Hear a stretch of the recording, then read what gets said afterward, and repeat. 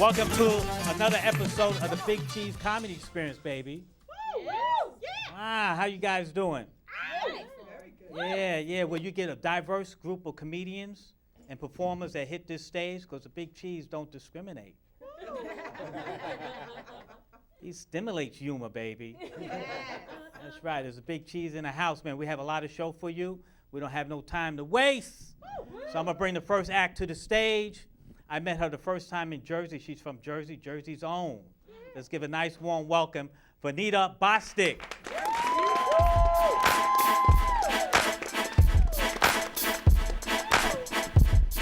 Hey. Where my ladies with the weave at? Okay, I see you.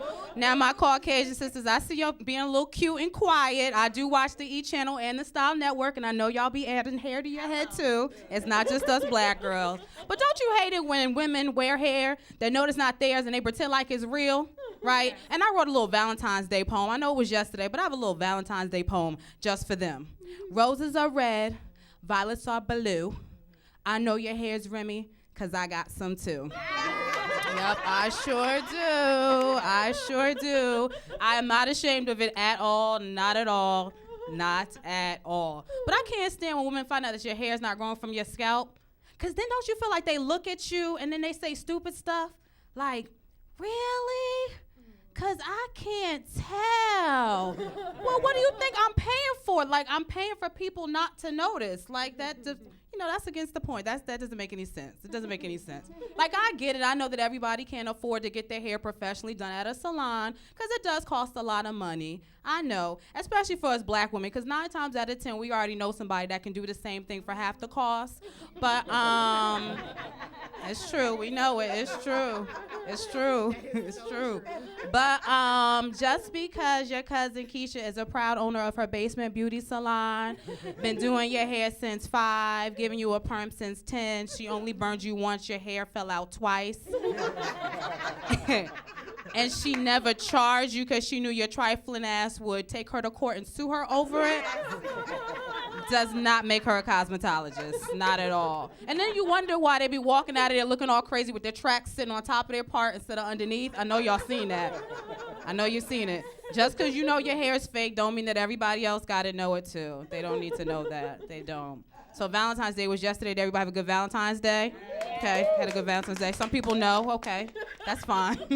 But you know what? I'm single. I'm glad that Valentine's Day is over. I'm single. It's done with. And I kind of feel like single women especially should not be out on Valentine's Day. Like, that's just not a day for us. There's like 1 or 2 places we should be.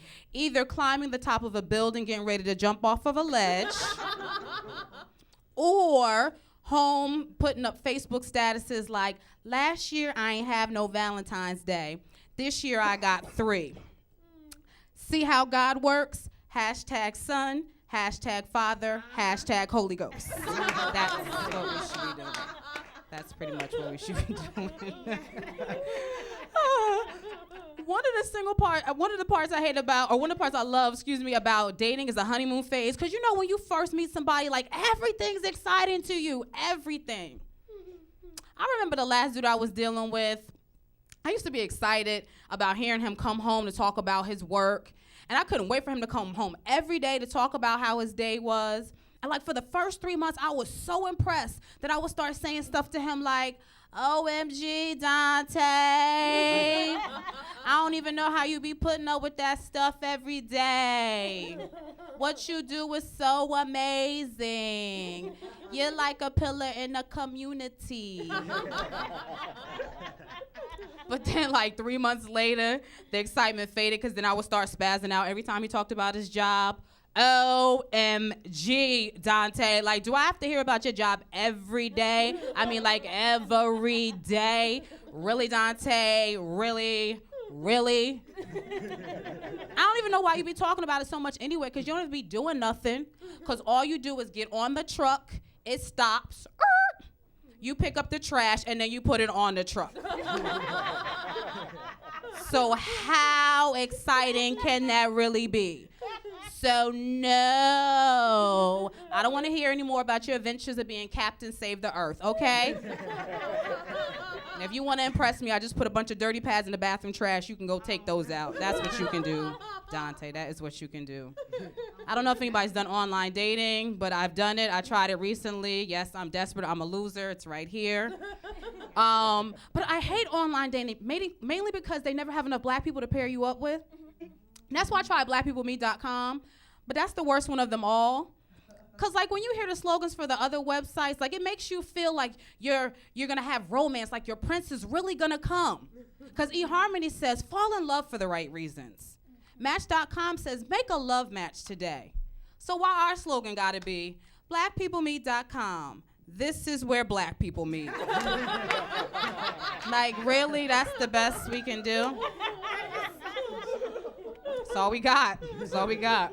And I don't know if you've seen the commercials, but they use the most beautiful black people in the world. I mean, beautiful. But I never hear from any of them. Because when I log on, I either get messages and views from old white men that look like they belong in an episode of Storage Wars. Guys who put their occupation as chillin'. Or grown men with screen names like Debbie Dad for life. Ain't nobody got time for that. I certainly do not. I certainly do not. I hate having a black name. Because I feel like having a black name is like having a disease with no cures, or just like some stuff you just can't get rid of. Yeah, I said it. It's true. Your name must be something simple. But I do. I feel like it's like having a disease with no cure. I do. But that's one of the reasons why I admire white people, because like you guys have a great system for like assigning names to your kids. Because you'll take the mother's name as the first, the grandmother's name as the middle, and the father's name as the last. So you may name her Emily Rose Simon. Simple, right? Because if I've learned anything about white people, you guys love giving your kids a bunch of first names. Thank you for that. But like black people, we have a system too. Except it's a little different. Like we'll take a theme like liquor or drinks, plus Ida, Isha, Asia, or some hard-sounding consonant at the end, plus the last name of the baby daddy that we think it might be. And that's why we end up with names like Kool-Aid, Equasia, Alizé, Hennessy, or Hypnotica Johnson, right? But then what's crazy, after we think of this long behind name that don't even fit on the birth certificate, we be like, you know what? I'ma just call her Nene for short, yeah, because our nicknames never have anything to do with our real names, nothing. Like I grew up with this girl named Namajini. And because she didn't have no other explanation for her name, she used to tell people that it was French. But I got tired of hearing her excuse, so she spelled her name M-N-E-M-O-S-H-Y-N-E. You heard it right. M-N-E-M-O-S-H-Y-N-E, Namajini. And as we got older, I got tired of hearing her with this whole French excuse. So finally one day I was like, it's time to burst her bubble. So I was like, look, chick, your name is spelled Nemo Shine, okay? Okay. And you were named after a rapper and a fish. Thank you, Big Cheese. I'm Vernita.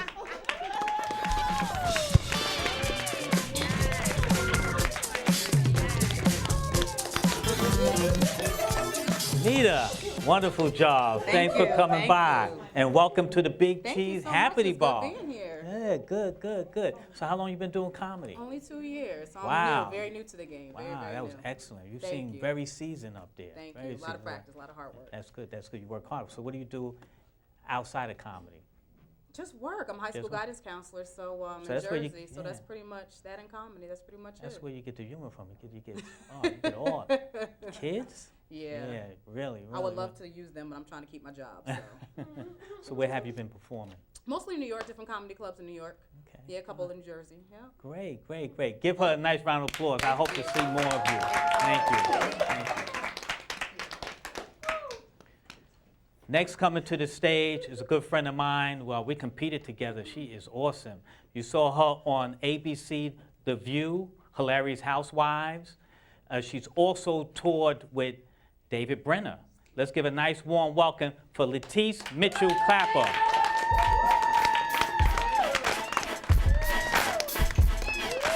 Oh, I can't. Hey, what's happening? I have no voice. I would woohoo, but I can't. How's everybody doing? Good? I am so excited to be here on the Big Cheese Comedy Experience. experience, because it is an experience in itself. It's like going to Disney World on one of those rides that you don't really know what happened, but you know you had fun. But I am excited. I don't know if you guys can tell. I'm excited to be here. I'm wearing my Joan Crawford eyebrows. Can you see? I love Joan Crawford. Oh, gosh. But, yeah, let's do this. Let's get into this. This is good. I like this. I know, I'm just digging this. I like this. This is great. Oh, there's a camera. Awesome. Okay. It's for real, huh? This is for real? No, I love it. So, in common, I'm also a Jersey girl. Any South Jersey people here? Yeah? No? They're like, no. I get that a lot. I'm glad you gave me that no response. That's usually what happens. I have to explain I'm from like Easter Blip down in South Jersey, small town called Marlton, New Jersey, near Cherry Hill. It's actually a predominantly white area, and it's very interesting. They're still surprised to see me in 2014. They're like, are you lost? You know? Can we help you find something? Even people that know me, they're like, so Latice, like, oh my God. So like, how did you hear about our town? I'm like, it's cool. My husband's white. Yeah, which is how I got in. You know? Right? Because they have that one black per household rule there, Marlton, New Jersey.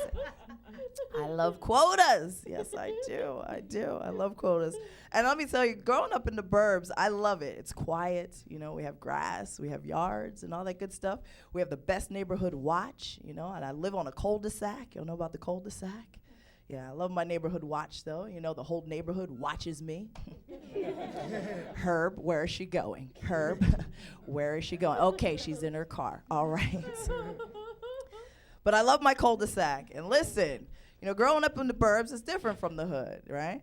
Because you'll never find a cul-de-sac in the hood. You know that, right? Never find a cul-de-sac in the hood. Unless you know Tawanda, who named her daughter cul-de-sac. You know, and it's spelled with 2 K's and a Z. Oh, love Tawanda. I do. But actually what I realized, cul-de-sac means white neighborhood with no way out. Which is a good metaphor for my marriage. No way out. I'm married. I don't know if you can see the despair in my eyes. Can you tell that I'm dying inside? I'm slowly dying. And we met online back in 2003. And I swear to you, that's the last time I go to Craigslist to find a mate.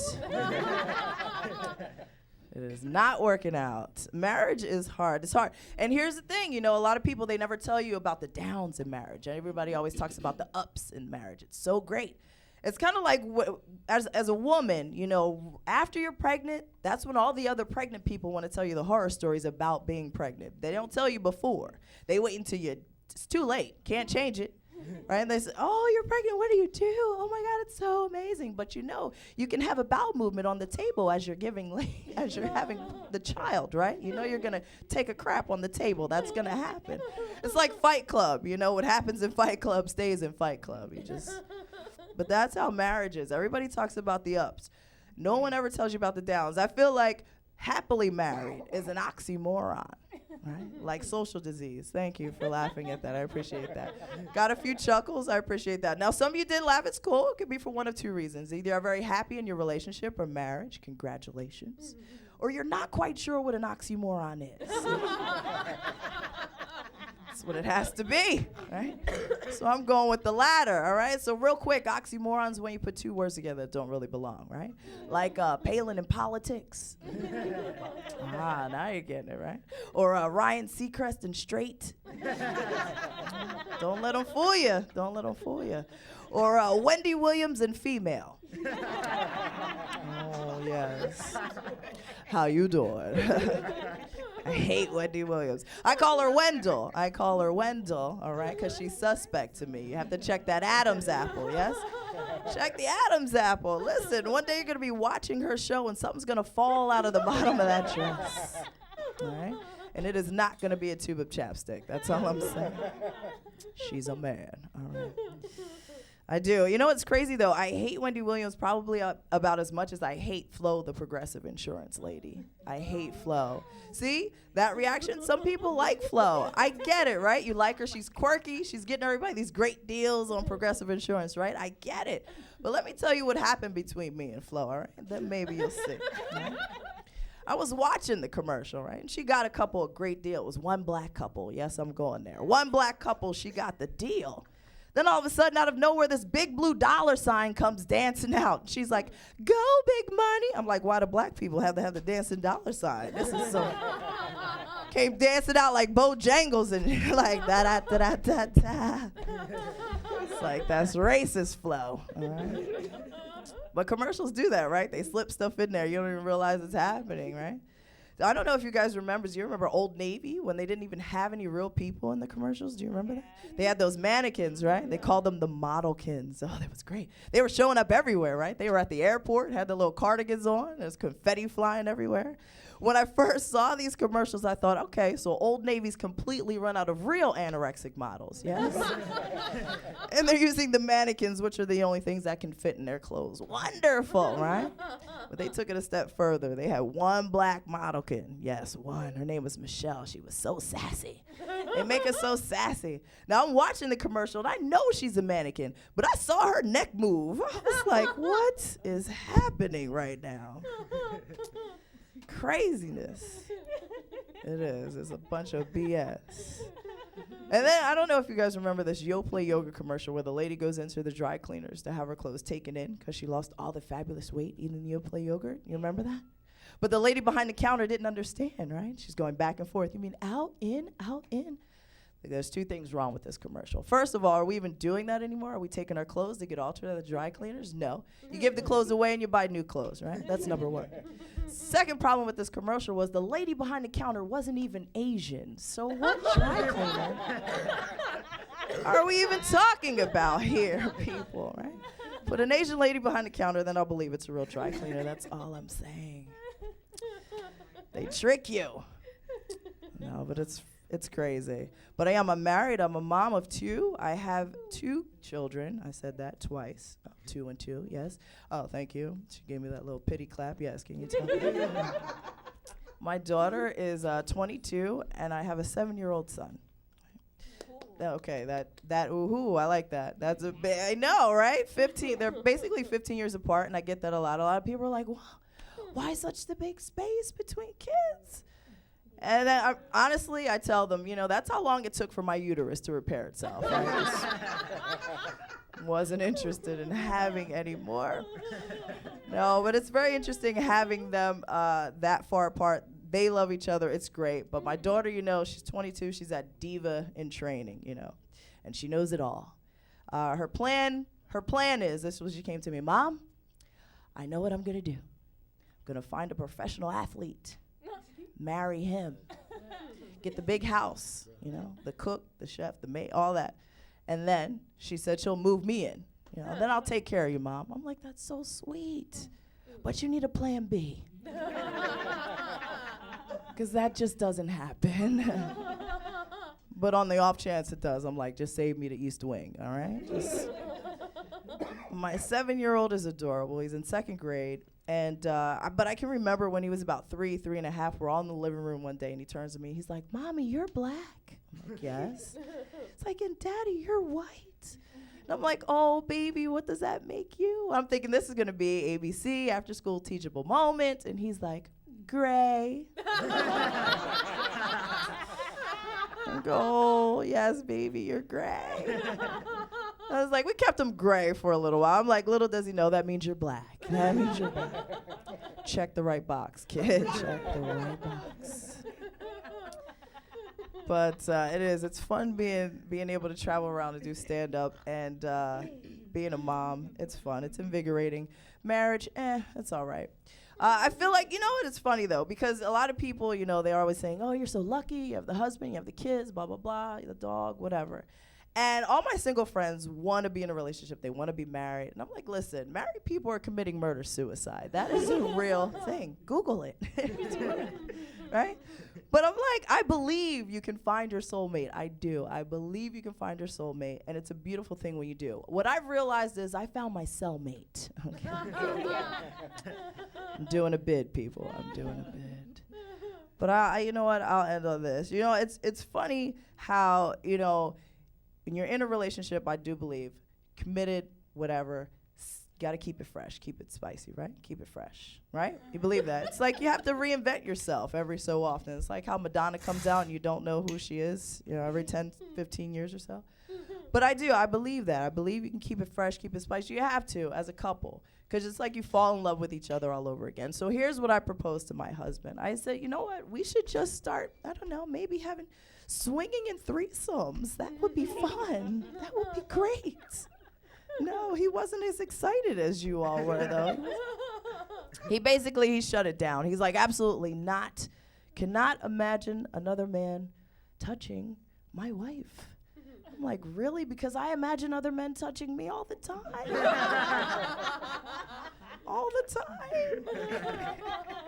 I'm like, listen, babe, let me clarify some things, right? I said, I wanted to have the threesome. It was going to be me and two other guys. You weren't even going to be in the room. Who invited this guy? All right, get in the corner. You can hold the camera, okay? Oh, man. No, but he's a good sport. He really is. But, see, I didn't get my swinger threesome yet. Now, we hit 8 years in November. I'm hoping for our 10-year anniversary, he'll really do something special for me.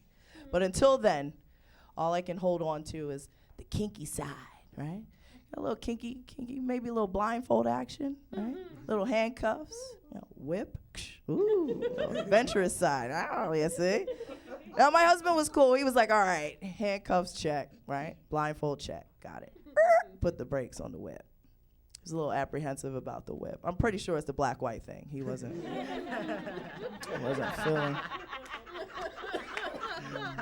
He wasn't feeling the whip. Right? I said, no, I'm going to use it on you, not you on me. What? That would just be wrong, right? I said, all right, babe, listen, if the mood strikes and you feel like you want to use the whip, it's cool. My safe word is Abraham Lincoln. It'll be all right. My name's Latice. Find me on Twitter under Funny Latice.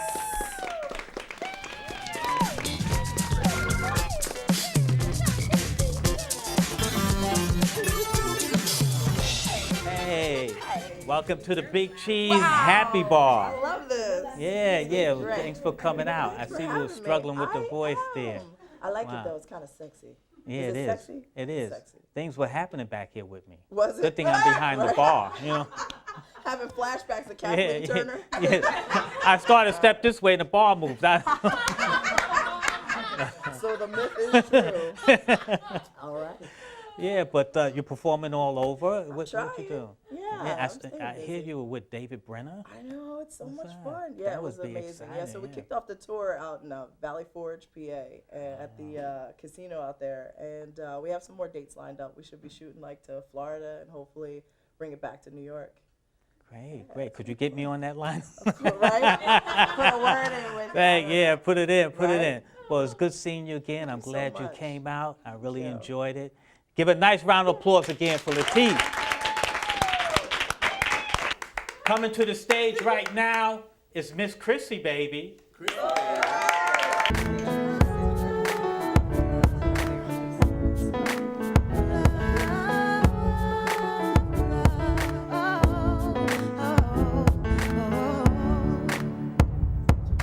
Song is called Love, by the way. Every time that we're together, you make me feel so complete. We shine so beautifully like stars in the skies. At night you're in my sweet dreams, and I just can't stop smiling, babe. I just wanna be with you for all times. Do you know how you make me feel when I'm with you?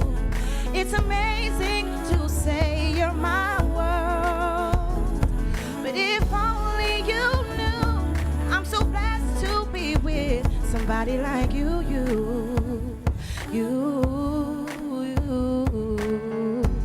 say you wanna last forever. We got some great chemistry. I know I am the one for you, and you are the one for me. My hand I give to you through thick and thin. My heart will always be with. Do you know how you make me feel when I'm with you? It's amazing to say you're my world, but if only you knew, I'm so blessed to be with somebody like you.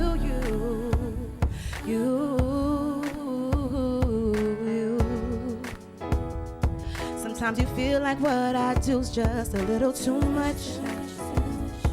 I only do it for you 'cause you know that you got my love. I would do anything for you, baby. You know I love you always. Love, love, love,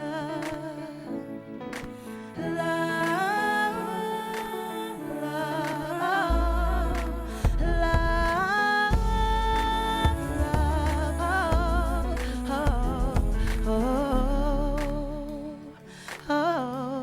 Ooh. Do you know how you make me feel when I'm with you? It's amazing to save my world. If only you knew, I'm so blessed to be with somebody like you. Do you know how you make me feel when I'm with you? It's amazing to say you're my world. If only you knew, I'm so blessed to be with somebody like you.